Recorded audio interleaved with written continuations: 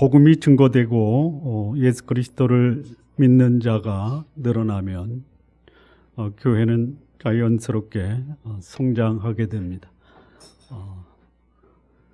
공동체의 규모가 커지고 사람이 늘어나게 되면 그곳에는 다양한 사람들이 모여들게 됩니다. 모여든 사람들이 대체로 한 가지 공통 분모, 예수 그리스도로 인해서 공동체를 이루게 됩니다. 예수 그리스도의 이름으로 모인 그곳에 모인 사람들은 소위 천차만별입니다. 지금까지 살아왔던 그들의 가치관, 의식 구조, 한순간에 모든 사람이 한 가지의 가치관과 의식 구조로 바뀌지 않는다라는 것입니다. 제가 언젠가 말씀을 드렸는데 한 대학의 교수께서 한국 기독교인의 의식 구조를 조사한 그 결과를 말씀드린 적이 있습니다. 우리 한국 기독교인의 80%는 불교적 또는 유교적 가치관과 의식 구조에 영향을 받고 있고 단 20%만이 기독교적 사고를 하고 있다. 이런 조사 결과가 나온 적이 있습니다. 그러니까 우리 신앙의 공동체, 지금까지 살아왔던 그 삶의 방식을 한순간에 예수님을 믿는다고 해서 그 삶 전체가 예수 그리스도의 말씀과 교훈에 따라서 삶을 살아가는 것이 결코 쉬운 일이 아니다라는 것입니다. 자, 이 철저한 바리새인이었다가 예수님을 만난 이 바울은 참 특별한 사람입니다. 철저한 유대주의적 사고와 또 예수 그리스도의 복음을 받게 했던 이 바울이 오늘날 예수 그리스도를 만나고 그 삶 전체가 복음, 예수 그리스도 하나님으로 바뀌었다라는 것은 하나님이 그를 특별한 목적으로 사용하시기 위해서 그를 부르셨다라는 것입니다.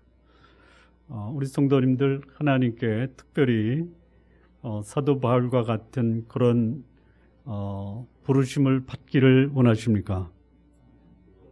그러면요 20%만 성경적으로 바뀌는 것이 아니라 100%를 성경적 가치관과 의식 구조로 바꾸셔야 되는데 하시겠습니까?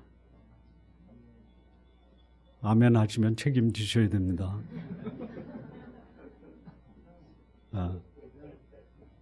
못하는데도 아멘 하시면요 이건 이중 범죄를 짓는 겁니다. 하지 마십시오.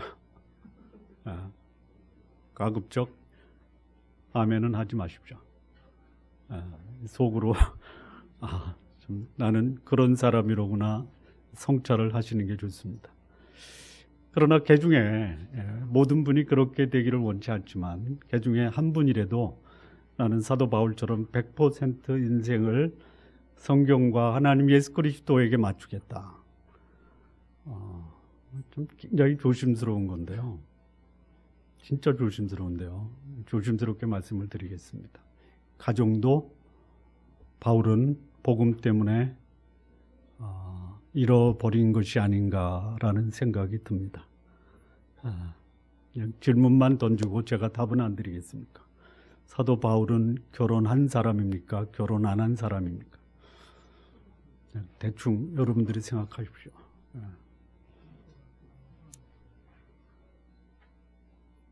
같은 바리새인이지만 대다수의 바리새인들은 그들이 그렇게 사수하고자 했던 이 율법, 종교의식, 할례를 포기하지 않습니다. 그리고 개중에 예수를 믿는 유대주의자들이 있었는데요. 그들이 예수 믿고 하나님의 자녀가 돼서 교회의 공동체에 들어왔는데 그들 중에는 여전히 율법과 할례를 주장했던 사람도 있었습니다. 과거의 유대교의 관습과 전통을 예수님을 믿은 후에도 여전히 고수하려고 하던 이 바리새적 그리스도인이 교회 안에 있었습니다. 그냥 가만히 자기들만 율법을 지키고 할례를 받으면 그래도 괜찮은데 이거를 교회가 세워지는 곳마다 다니면서 율법은 반드시 지켜야 되고 할례도 받아야 된다라고 강조하는 사람들이 있었어요. 오늘 본문 15장 1절과 5절을 보면 어떤 사람들이 유대로부터 내려와서 형제들을 가르치되 너희가 모세의 법대로 할례를 받지 아니하면 능히 구원을 얻지 못한다. 이렇게 가르칩니다. 여러분, 이 가르친다라는 겁니다. 그렇게 말하는 것이 아니라 가르친다라는 것은요, 학문적 근거와 논리를 가지고 사람들에게 설득할 때에 그것을 가르친다라고 하는 것이죠. 그리고 그렇게 강조할 때 그 사람의 목소리는 그 말을 듣는 사람들에게 그렇구나라고 공감할 수 있는 이 말의 위력이 있다라는 것이죠.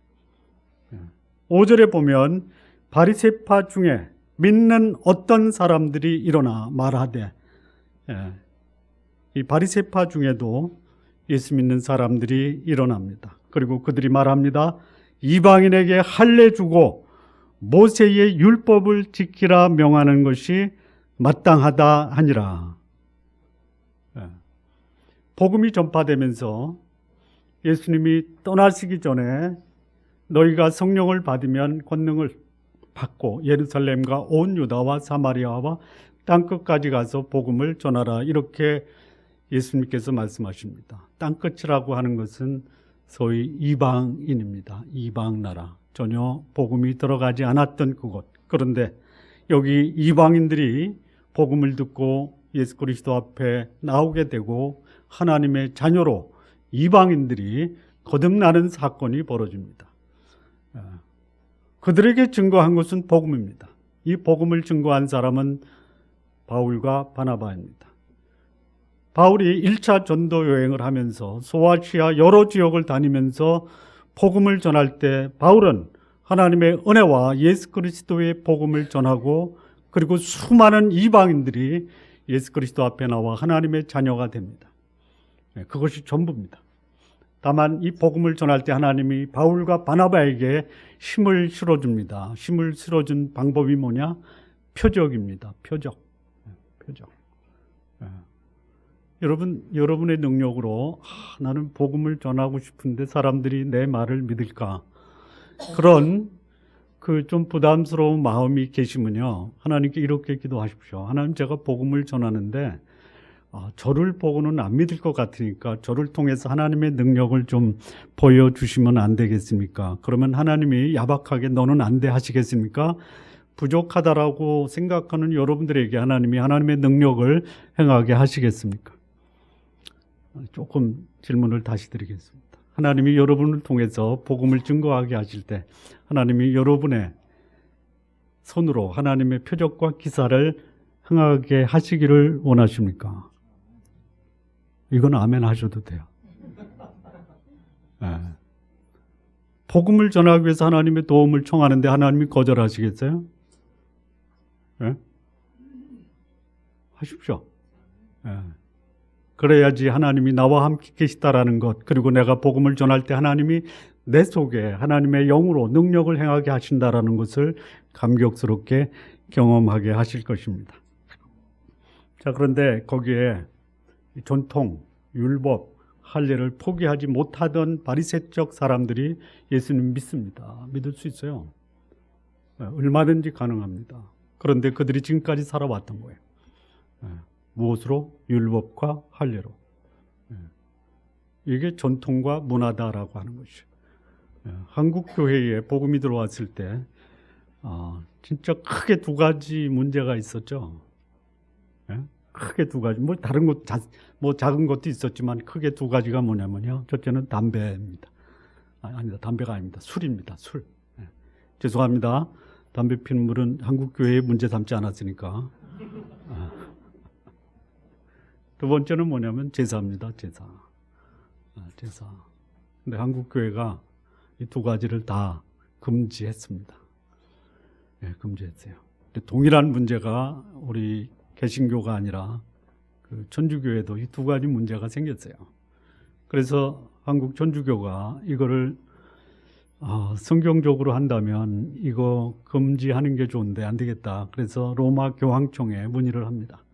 그래서 로마 교황청에서 한국 천주교회에 한국인은 오랜 전통과 문화와 관습 때문에 술과 제사는 허용한다. 이래서 천주교는 제사도 드리고 신부님들이 천주교 교인들과 한 잔을 하십니다. 여러분, 예수님을 바리새인들이 비난할 때 비난한 내용 중에 혹시 이거 아십니까? 먹기를 탐하고 포도주를 즐기는 자야 라고 했다라는 말씀 아십니까? 아세요? 전혀 모르시는 것 같아. 포도주를 즐기시기 바랍니다. 왜? 예수님을 닮아가는 사람이다 라고 하신다면 처음 듣는 것처럼 상당히 얼굴이 의아하다라는 모습을 보이는데 찾아드릴까요? 그냥 개인적으로 오시기 바랍니다. 자, 이런 문제, 율법과 할례 문제로 교회가 분란이 일어납니다. 목소리 큰 사람이 이들이 구약의 근거를 들어서 할례와 율법 강조하니까 교회에 분쟁이 생깁니다. 그래서 예루살렘에 있는 사도들이 이 문제를 다뤄야 되겠다 해서 이 개신교 역사의 최초의 이 교회의 지도자들이 모여서 공식적인 이 의제를 토론하게 됩니다. 그리고 결정을 합니다. 안디옥 교회에서 벌어진 문제였지만 이것이 예루살렘에서 공식적인 회의의 의제로 붙이는 것이죠. 그리고 정리가 됩니다. 자, 이 교회사를 보면요, 교회에는 문제가 생깁니다. 무슨 문제가 생기냐? 성경에 나타나지 않은 문제들을 가지고 논란이 될 때 이 교회는 이것을 어떻게 할 것이냐? 또는 성경에 나타난 의제를 가지고 교회가 문제가 생길 때 이 교회는 어떻게 통일된 의견을 가질 것이냐라는 것입니다. 교회의 문제가 야기되면 문제 해결하기 위한 합법적, 합리적, 공식적 절차가 필요합니다. 그래서 거기서 공개적인 토의와 토론을 통해서 의사결정이 이루어집니다. 이것이 교회의 정당한 의사결정 절차입니다. 그리고 이렇게 채택된 의사결정을 가리켜 교회는 뭐라고 하느냐? 정통이라고 합니다. 정통. 그러니까 정통이 뭡니까? 합리적, 합법적, 공식적 토론과 토의를 거쳐서 결정된 사항을 정통이라고 하는 것이죠.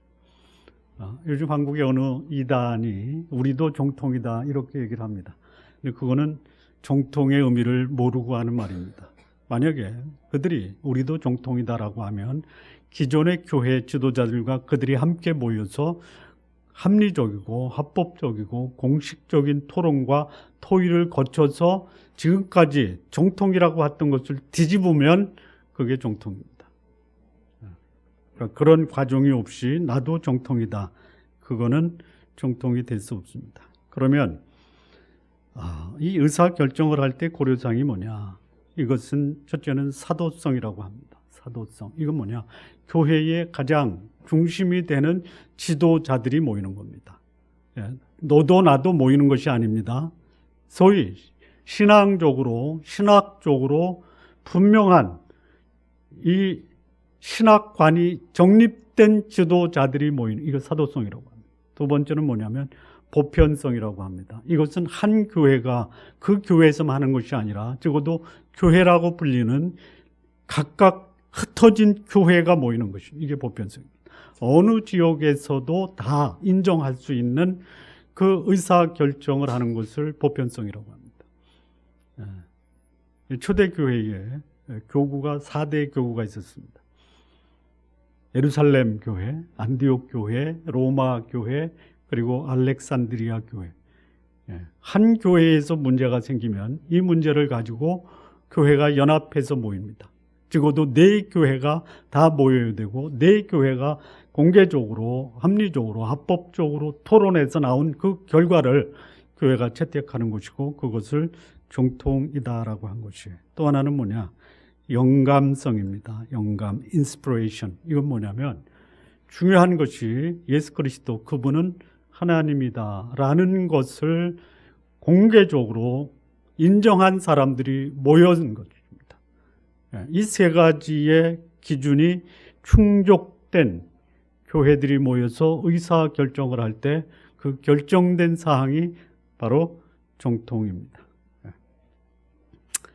자, 이 초대교회가 문제가 생겼을 때 논란이 되는 문제 해결하는 과정에서 보여준 기준과 절차입니다. 지금도 마찬가지입니다. 지금도 교회가 특별한 문제가 생겼을 때 어떻게 해야 되느냐? 요 세 가지 조건을 충족하는 합리적, 합법적, 그리고 공개적 절차를 밟아야 됩니다. 뭐죠? 교회의 지도자들이 모여야 됩니다. 그리고 흩어진 모든 교회의 지도자들이 모여야 됩니다. 그리고 예수 그리스도 그분이 우리의 구주시다라는 것을 고백하는 지도자들이 모여야 됩니다.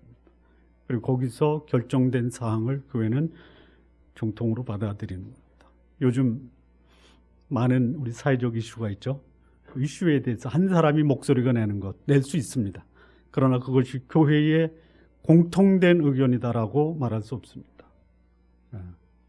동일한 이슈를 가지고 다양한 목소리가 교회 안에서 이루어집니다.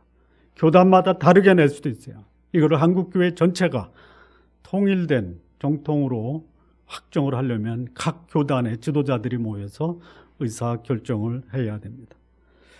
예루살렘에서 안디옥 교회에 내려온 사람들, 구원을 얻기 위해서 율법을 준수해야 된다, 할례를 받아야 된다, 이런 문제를 강조하는 것이죠.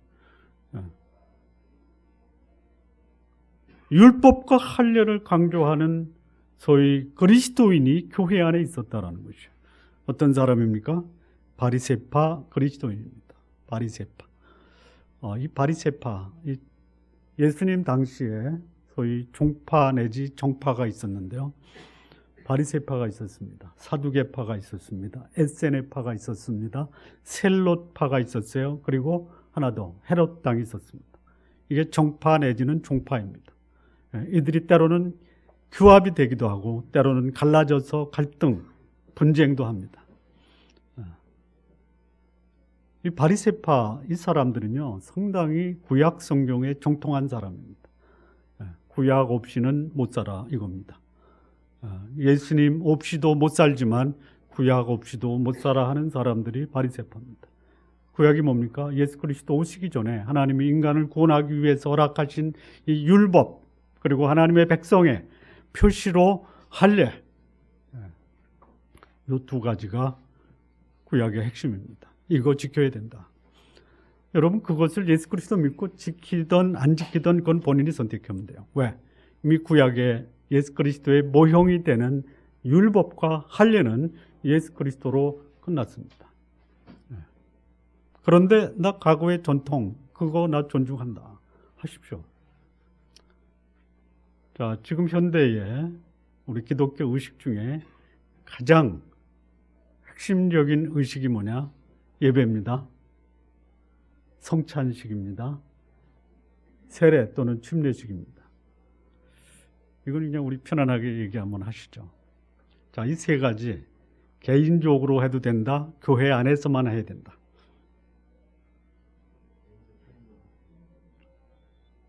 그냥 답을 너무 길게 하면 좀 그러니까 1번과 2번으로 하겠습니다.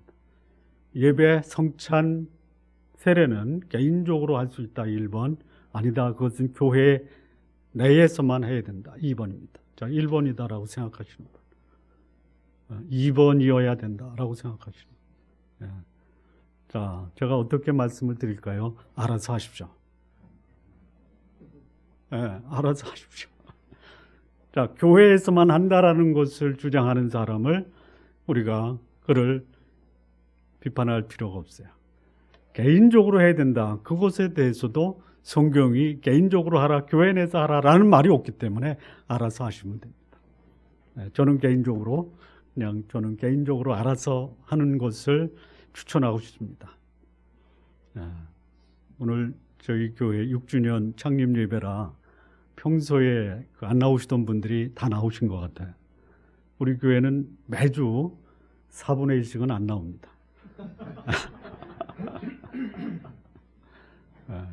근데 제가 뭐 안 나온다고 뭐라고 말씀드린 적이 있습니까? 없습니다. 드리지도 않을 거고 드리고 싶은 마음도 없습니다. 왜? 있는 그곳에서 하나님을 예배하고 하나님 앞에 거룩한 삶을 살면 그것도 하나님이 기쁘시게 받으시는 예배가 되고 또 하나님을 섬기는 모습으로 하나님의 칭찬을 받을 수 있다라고 생각하기 때문입니다. 자, 그런데 이런 문제가 생겼기 때문에 당시에 최고의 이 교회의 권위인 예루살렘 교회의 지도자 베드로 그리고 야고보가 회의를 소집합니다. 율법 준수와 할례에 대한 이 문제가 생겼을 때 이 교회의 핵심적인 그 회원 베드로, 야고보, 바울 그리고 이 할례와 율법 준수를 강조한 당시 소위 구약파 바리새 그리스도인들의 입장을 우리는 본문에서 함께 살펴보겠습니다. 첫 번째, 이 구약의 율법과 할례를 중요시 여겼던 이 바리새파 그리스도인입니다. 1절과 5절 말씀을 보시면요, 어떤 사람들이 유대로부터 내려와서 형제들을 가르치되 상당히 논리적이고 학문적이고 근거를 가지고 가르치는 겁니다. 너희가 모세의 법대로 할례를 받지 아니하면 능히 구원을 얻지 못하리라. 5절입니다. 바리새파 중에 믿는 어떤 사람들이 일어나 말하되 이방인에게 할례 주고 모세의 율법을 지키라 명하는 것이 마땅하니라 하니라. 문제를 제기한 사람이 누구냐면 바리새파 그리스도인입니다. 그들이 예수님을 믿는 사람이에요. 그런데 그들이 구약에 그들의 가치관 의식 구조가 아주 깊이 뿌리를 내리고 있어요. 그래서 예수님 복음을 들으면 하나님의 은혜고 믿음으로 구원받는 것, 이거 내가 그것을 부인하거나 거절하지 않는다. 그런데 구약에 정통한 그들은 적어도 믿는 자라면 율법을 준수하고 할례를 받아야 될 게 아니냐. 그러니까 율법을 지키지 않고 할례를 받지 않으면 그의 구원은 무효다, 이렇게 얘기하는 것이죠. 이걸 현대적인 용어로 좀 바꿔볼까요? 구원의 조건이 예수 그리스도 하나님의 은혜, 그거 가지고는 부족하다. 그래 적어도 세 가지는 해야 된다. 세 가지 꼭 해야 돼요. 구원 받을 조건으로 세 가지입니다. 첫째는 뭐냐? 주일 성수하라. 이게 목숨을 거는 목사들이 있어요. 주일 성수도 안 하고 어떻게 예수 믿는다고 그래? 여러분, 예수님 믿고 주일 성수 안 할 수 있죠. 그것도 이제 어떻게 얘기하냐면 본교회에서 주일 성수해야 된다. 여행 중에는 어떻게 해요? 심지어 이렇게 말하는 분도 있어요. 11조 해야 구원받는다. 그것도 어디다가? 본교회에 해야 돼요. 이사 가는 거는 허락하지만 11조는 여기다 드려라. 왜? 네가 구원받은 거 확증하려면. 이것도 현대교회가 구원을 위해서 강조하는 거예요. 세 번째는 뭐죠? 교회 봉사입니다. 여기까지 강조하는 사람들이 세 가지는 기본적으로 강조를 하는데 하나 더 거기 강조하는 게 있어요. 이게 뭐예요? 담임 목사를 하나님처럼 섬겨라. 이게 구원의 조건이에요. 저는 그거를 강조하는 목사는 그냥 하고 싶어요. 하고 싶어요. 만약에 그 목사가 내 동생이라면 어떻게 할 것 같아요? 황병희 집사님이 대신 말씀해 주셨습니다. 이 바리새파 그리스도인들이 구원 조건으로 율법과 할례를 강조한 것이에요. 자, 그런데요, 왜 신앙의 공동체 안에 이렇게 율법을 지키라고 하고 할례를 받으라고 주장하는 이들이 있을까요? 소위 구원받기 위해서 오늘날 교회가 주일 성수하고 11조하고 교회 봉사하고 담임 목사 하나님처럼 섬기라고 강조하는 이유가 뭘까요? 왜 생길까요? 그런 게. 예? 왜 그래요? 예수 믿는 사람들의 삶의 특징은요, 예수 믿고 하나님의 은혜를 받은 자는 그 삶이 어떻게 되느냐? 하나예요. 거룩하게 사는 거예요. 경건하게 사는 거예요. 영적인 성숙함을 추구하는 것이에요. 예. 여러분, 영적인 성숙함이 뭐냐면요, 영적 성숙함이에요. 물론 신앙인들이 모여서 교제하는 거 중요한 거예요. 해야 돼요. 근데 그게 아닙니다. 예. 성숙한 신앙인, 경건한 신앙들이 살아가는 세 가지 삶의 특징이 뭐냐? 첫째, 입 조심하는 거예요. 자기 혀를 자갈 물리지 아니하는 자의 경건은 헛것이다. 두 번째는 뭐냐면 하나님 앞에서 정결한 경건이 뭐냐?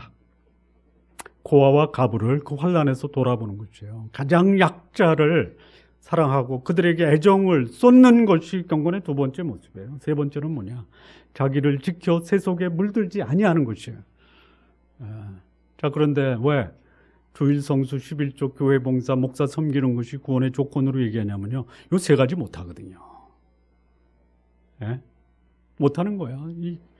요 입이, 내 말이 사람들을 살리는 데 사용돼야 되는데 이 사람을 죽이는 데 사용하잖아요. 이 입에서 입만 열면 그냥 칼, 총알, 뭐 그냥 화살 막 나오잖아요. 우리 성도님들 조심하십시오. 내가 하는 말이 사람을 살리는 말로 선하게 이용되기를 바랍니다. 그리고 약자를 귀하게 여기십시오. 교회 와서 사람이 무시당하면요, 이거 글을 지으신 하나님을 모욕하는 거예요. 그리고 세상 닮아가지 마십시오. 여러분, 세상에서요 높이 되십시오. 하나님이 우리를 땅에 보내시고 창조하실 때는요, 우리에게 주신 역할이 있어요. 정복하고 다스리는 그 역할을 주셨어요. 근데 그것이 군림하고 교만하고 거드름 피우는 모습이 아니라 섬기고 겸손한 모습으로 세상을 다스리고 통치하라고 이 땅에 우리를 보내신 거예요. 왜 율법과 할례를 강조하냐? 저는 뭐 큰 이유가 아니라고 봅니다. 하나님이 우리에게 기뻐하시는 거룩한 삶, 이건 못 사니까 종교적인 행위로 커버하려고 하는 그런 불순한 의도가 있는 게 아니냐.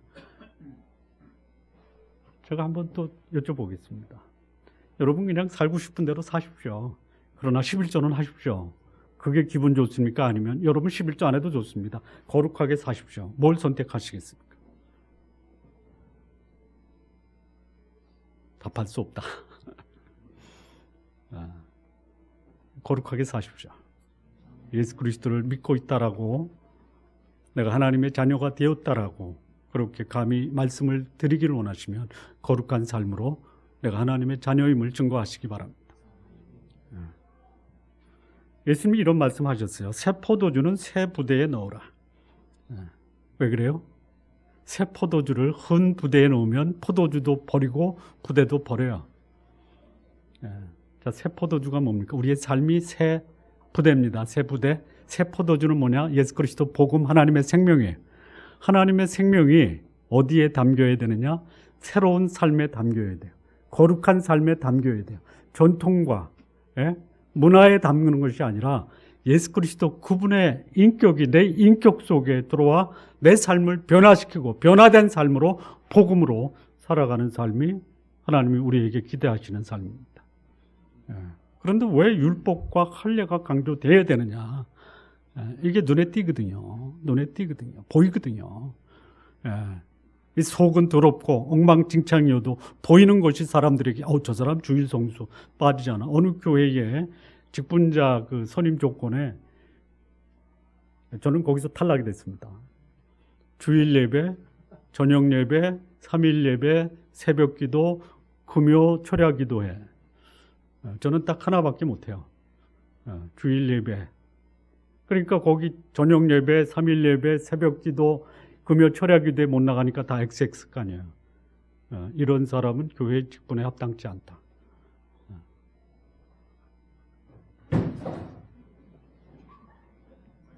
이런 옛 방식을 고수하는 신앙인들이 얼마든지 교회 안에 있어요. 그리고 오히려 그 옛 방식을 강조하는 사람들이 교회에서도 목소리가 크다 이거죠. 여러분, 우리 교회에서도 성도님들 중에 옛 방식을 좀 강조하고 좀 이렇게 주장하는 분들이 좀 계셨으면 좋겠어요. 무슨 말씀인지 아세요? 주일날 예배 참석 안 하면 전화해서 왜 주일날 교회 예배 참석 안 하냐, 이런 얘기 있잖아요. 좀 하시기 바랍니다.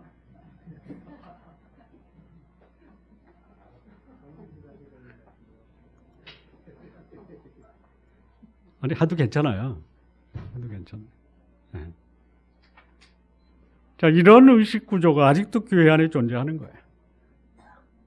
그리고 대부분의 기독교 이단은요, 이 전통과 종교 의식을 강조합니다. 안 하면 죽는 거예요. 죽어요. 그걸로 똘똘 뭉쳐놓습니다. 자유가 없어요. 진리가 선포되는 곳에 영혼의 자유가 있습니다. 영혼의 자유가 있어요. 하나님의 은혜에 대한 이 율법과 종교의식은 결코 교회가 수용해서는 안 되는 것이죠. 그걸 강조하는 초대교회의 바리새적 그리스도인들이 목소리를 높였다라는 거예요. 자, 두 번째, 이 초대교회 예루살렘 공의회에서 발언한 두 번째 사람이 누구냐면요, 베드로입니다. 7절에서 11절입니다. 7절 보시겠습니다. 많은 변론이 있은 후에 베드로가 일어나 말하되, 형제들아, 너희도 알거니와 하나님이 이방인들로 내 입에서 복음의 말씀을 들어 믿게 하시려고 오래전부터 너희 가운데서 나를 택하시고, 또 마음을 아시는 하나님이 우리에게와 같이 저희에게도 성령을 주어 증거하시고 믿음으로 저희 마음을 깨끗이 하사 저희나 우리나 분간치 아니하셨느니라. 그런데 지금 너희가 어찌하여 하나님을 시험하여 우리 조상과 우리도 능히 매지 못하던 멍에를 제자들의 목에 두려 하느냐. 우리가 저희와 동일하게 주 예수의 은혜로 구원받은 줄을 믿노라 하니라. 예루살렘 교회의 중요한 지도자 베드로, 그는 그 구원이 하나님의 은혜와 이 은혜에 대한 응답인 믿음으로 구원받는다라는 것을 강조합니다. 강조합니다. 여러분, 은혜 가운데 있는 사람들, 저는 이렇게 좀 말씀을 드리고 싶어요. 율법 가운데 있는 신앙인과 은혜 가운데 있는 신앙인의 차이를 굳이 구분한다면 목소리다. 목소리. 율법 가운데 있는 그리스도인이에요. 그리스도인인데요, 율법을 강조하는 거예요. 그러면 그 사람의 목소리가 큽니까? 아니면 은혜 가운데 있는 그리스도인의 목소리가 큽니까? 그렇습니까? 그 목소리 내지 마십시오.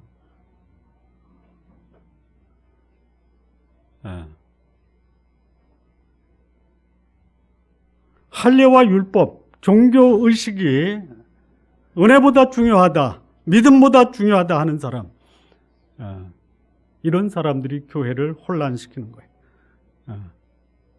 왜 율법과 종교의식을 강조하느냐? 보이지 않는 은혜, 도대체 무엇을 믿는다라는 것이냐. 그래서 신앙에 의심을 갖는 사람, 그들은 눈에 확실하게 보이는 것, 행위와 종교의식이 훨씬 강력한 영향을 주고 그것에 영향을 받는다라는 것이죠. 은혜를 제대로 경험하지 못한 분들이 교회 안에 들어오면 은혜보다 행위가 더 중요한 것처럼 보인다라는 것이죠. 교회의 지도자는 다른 거 없습니다. 이방인이나 유대인이나 하나님의 은혜와 믿음 외에는 우리를 구원할 수 있는 것이 아무것도 없다. 자, 그렇다면 은혜에 대한 분명한 개념을 정립해야 돼요. 은혜가 뭡니까? 내가 죽어야 될 그 자리에 예수께서 죽으셨다. 이게 은혜의 핵심입니다. 믿음은 뭡니까? 믿음은 그 앞에 하나 더 들어가야 되는데요, 인격적 믿음이어야 됩니다. 인격적 믿음. 인격적 믿음이 뭐냐? 이 복음의 내용을 분명히 이해해야 돼요. 나의 죄값을 하나님이 대신 갚으시기 위해서 그 하나님이 사람이 되셨다. 그리고 그 하나님이 사람이 되셔서 사람을 위한 그 죄값을 친히 십자가에서 갚으셨다라고 하는 것을 확실하게 이해하셔야 돼요. 두 번째는 그것이 내가 죽어야 될 그 자리에 나를 위해서 대신 그분이 죽으셨다라는 것에 대한 정서적 감동이 내 속에 있어야 돼요. 그리고 그 예수 그리스도를 영접하면 하나님이 내 죄를 용서하시고 하나님의 자녀가 되게 하시고 천국의 소망을 갖게 하신다라는 이 진리 앞에서 결단을 하는 것이에요. 이게 인격적 믿음의 핵심입니다. 분명한 하나님의 은혜에 대한 지식, 그것에 대한 정서적 공감, 그리고 이 복음에 대한 인격적 결단, 이 세 요소가 결합이 되었을 때 그 사람을 가리켜 제대로 믿는 사람이다라고 하는 것이죠. 베드로가 지금 이 말씀을 강조하고 있는 것이죠. 거기는 율법이 들어가지 않습니다. 할례도 들어가지 않습니다.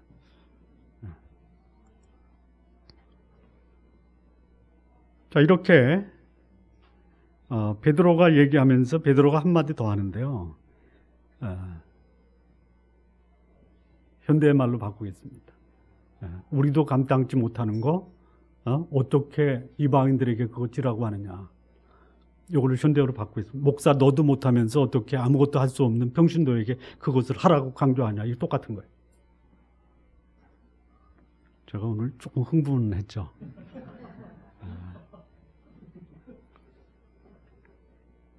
이해해 주시기 바랍니다.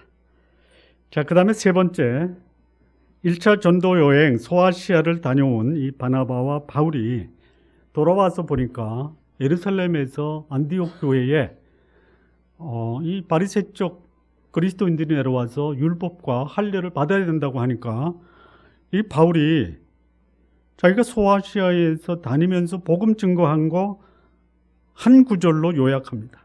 12절 보시죠. 온 무리가 가만히 있어 바나바와 바울이 하나님이 자기들로 말미암아 이방인 중에서 행하신 표적과 기사를 고하는 것을 들었습니다. 자, 이 베드로가 변론합니다. 11절에 우리가 저희와 동일하게 주 예수의 은혜로 구원받는 줄 믿노라. 그러니까 이방인의 구원도 전적인 하나님의 은혜라고 결론을 짓습니다.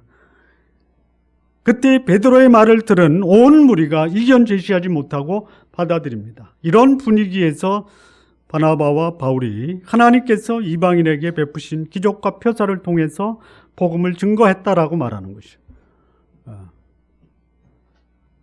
복음 증거하기 위해서 전혀 복음을 모르는 지역의 사람들을 하나님이 복음으로 감동시키고 예수 그리스도를 믿게 하기 위해서 사용하시는 방법 중에 하나가 뭐냐? 표적과 기사입니다. 우리 집에는 전통적으로 예수님과 상관없는 가정이야. 그래서 아무리 내가 복음을 전해도 우리 집에서는 그런 일이 예수 믿는 일이 벌어지지 않을 거야. 이게 그럴 수 있어요. 근데 이렇게 기도하십시오. 하나님, 저는 물론이거니와 제가 예수님을 전할 때 옛자가 씨알도 먹히지 않는 집안입니다. 근데 우리 가족들 구원하셔야 되겠습니다. 그럼 하나님이 알았어. 야, 혹시 너네 집에 그 불치병 걸린 사람이냐? 데리고 와. 고칠 수 있어요. 지금도 가능합니다. 불치병입니다. 의사가 고치는 병은 하나님이 안 고쳐주세요. 또 다른 기적을 베풀 수 있어요. 그야말로 사업이 안 돼서 그냥 뭐 파산 직전인데 하나님이 능력으로, 아니 보세요. 오른쪽에 그물을 내려라. 밤새도록 고기를 잡았지만 한 마디도 잡지 못했던 이 베드로에게 오른쪽에 그물을 내려라. 이런 기적이 하나님이 전혀 복음을 거절하는 사람들에게 그를 구원하기 위해서 행하실 수 있는 분이 하나님이십니다. 그 하나님이 행하셨던 표적과 기사, 그들이 복음을 전하고 그곳에서 나면서부터 걷지 못했던 자를 고쳤던 이 기적을 바나바와 바울이 증거하고 있습니다. 14장 8절이에요. 루스드라에 발을 쓰지 못하는 한 사람이 앉아 있는데 나면서 걷지 못하게 되어 걸어본 적이 없는지라. 바울이 말하는 것을 듣고는 바울이 주목하여 구원받을 만한 믿음이 그에게 있는 것을 보고 큰 소리로 이르되 내 발로 바로 일어서라 하니 그 사람이 일어나 걷는지라. 구원은요, 하나님의 은혜에 대한 믿음 외에는 다른 것이 필요하지 않습니다. 바나바와 바울은 이방인의 구원의 조건으로 율법이나 할례를 제시하지 않았습니다. 유대인이든 이방인이든 구원 얻는 길은 오직 예수 그리스도, 그분의 죽으심과 그분의 부활, 그리고 그것을 믿는 자에게 하나님이 주시는 것이 바로 구원의 선물이다. 다만 하나님이 살아계시다라는 것을 전혀 하나님 모르는 사람들이 알게 하기 위해서 하나님은 그때나 지금이나 하나님은 하나님의 능력으로 그 지역에 전혀 손을 쓰지 못하는 환자를 고치시는 일, 그때도 지금도 가능하다라는 것이에요. 마지막 이제 예루살렘 회의에서 결론을 내린 사람이 누구냐? 야고보입니다. 야고보. 바리새 그리스도인들의 율법과 할례를 강조했을 때 그 제일 먼저 얘기한 분은 베드로입니다. 마지막 결론을 내린 분은 야고보입니다. 그러니까 더 영향력 있는 분은 야고보입니다. 왜 베드로가 초면하고 마무리를 야고보가 하느냐? 그냥 쉽게 얘기하겠습니다. 야구할 때 문을 여는 사람이 1번 타자죠. 1번 타자의 역할이 중요하죠. 4번 못지않게 1번이 중요하죠. 모르시나? 수원 KT 위즈의 1번 선수가 누구죠? 수원 사람들이 모르나? 하긴 저도 잘 모릅니다. 마지막 4번 타자 야고보가 등장하는 거예요. 등장해서 뭐라고 하느냐? 13절 보시죠. 말을 마침에 야고보가 대답하여 가르되 형제들아 내 말을 들으라.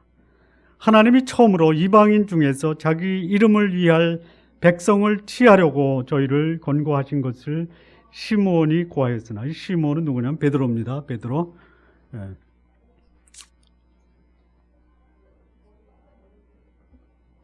17절 말씀 보시죠. 이는 그 남은 사람들과 내 이름으로 일컬음을 받은 모든 이방인들로 주를 찾게 하려 함이라 하셨으니, 아모스 9장에 나오는 말씀입니다. 그러니까 이방인들이 하나님을 찾고 예수 그리스도를 믿음으로 구원받는 것은 언제 말씀하신 것이냐? 이미 구약에 예언된 것이에요. 즉 예로부터 이것을 알게 하시는 주의 말씀이라 한가 같으니라. 19절입니다. 그러므로 내 의견에는 이방인 중에서 하나님께로 돌아오는 자들을 괴롭게 말라. 괴롭게 말라라는 게 뭔지 아시죠? 율법과 할례입니다. 베드로가 말을 해요. 나도 못하고 우리 조상들도 못했던 그 괴로운 것, 힘드는 것을 어떻게 이방인에게 짐주려고 하느냐. 하지 말라라는 것이죠. 여러분, 예수님 믿고 하나님의 은혜를 받은 자들이 사는 삶의 중요한 특징 중에 하나가 뭐냐면요, 자유와 해방입니다. 자유와 해방. 내가 예수 믿고 나를 누르고 있는 이 죄짐을 벗어놓지 않고 나를 억누르고 있는 이 율법적 부담을 벗어버리지 않는 사람, 이거 아직도 구원받는 거 진단해 봐야 돼요. 그래서 괴롭게 하지 말라. 괴롭게 하지 말라. 요즘 말로 하면요, 주일 성수 강조하지 마시고 차라리 놀러 가서 거기서 하나님 앞에 기쁘게 예배 드리십시오. 11조 강조하지 마십시오. 차라리 의와 인과 신을 행하면 살라 이거예요. 교회 봉사 섬기십시오. 기쁜 마음으로 섬기십시오. 다만 여기 야고보가 몇 가지 제안을 합니다. 이거는 상식적이에요. 이거는 불신자들 이방인도 이거 안 해요.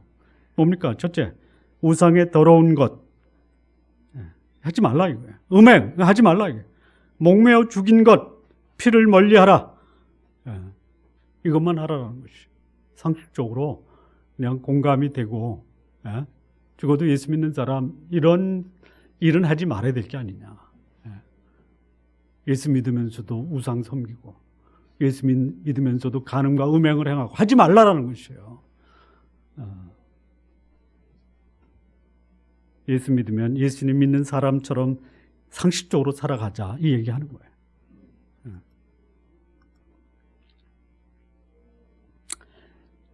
자, 이렇게 해서 예루살렘 공의회가 마무리됩니다. 마무리된 게 뭐죠? 구원은 하나님의 은혜와 이것을 믿음으로 받아들인 자에게 이루어지는 것이다. 이게 전부입니다.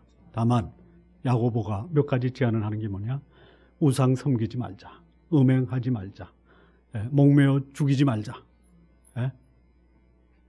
아주 기본적인 상식이에요. 그리스도인이 상식적으로 지켜야 될 도리는 지켜라. 그렇게 하면서 그 회의는 마감이 됩니다. 마무리 짓겠습니다. 교회 역사에는 예수 그리스도의 복음과 이 복음을 훼손하는 세력의 갈등과 대립이 늘 공존해 왔어요. 지금도 마찬가지입니다. 복음은 예수 그리스도 하나님의 은혜, 믿음, 하나님의 말씀인 성경이 핵심입니다. 이것을 대신하는 모든 사설들은 다 거짓이에요. 소위 교회의 지도자들이 중요하다고 강조하다 보니까 때로는 인간이 신격화되는 현상도 있었어요. 하나님의 은혜 위에 인간의 노력과 행위와 헌신이 강조되는 일이 지금도 복음에 가미되는 현상이 나타나고 있습니다. 종교적 헌신이나 의식이 복음의 자리를 넘보는 현상, 심각한 정도로 복음을 위협하고 있습니다. 그러나 다른 어느 것도 예수 그리스도의 구속사역, 하나님의 은혜, 이에 대한 인간의 믿음이 하나님 말씀의 핵심이라는 것, 이 복음의 핵심이라는 것 기억하시기 바랍니다. 좋은나무 교회 성도 여러분, 지금도 교회 안에 오염된 거짓 진리가 복음의 진리를 훼손할 때에 이를 분별하고 복음 앞에서 여러분의 신앙과 헌신, 하나님 앞에 드리는 거룩한 삶 사시는 성도님들 되시기를 진심으로 바랍니다. 기도하시겠습니다.